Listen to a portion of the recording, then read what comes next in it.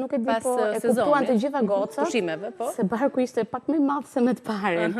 Edhe profesoresha ka një ndryshim të ty, po jam shtatzanë. Dhe pastaj në qershor, korrik, që u mbyll, nuk e di, ka qenë një sfidë shumë e madhe. Një lodhje.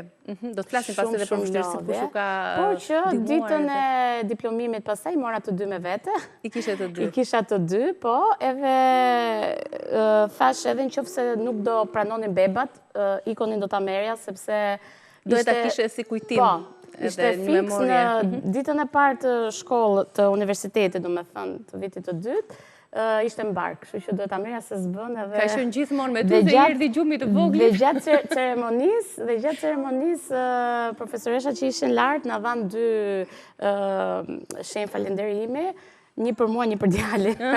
Që nga pas ta marrë dhe ai një certifikat që nuk të mosh. Duke qenë se ishte gjatë gjithë rrugtimit.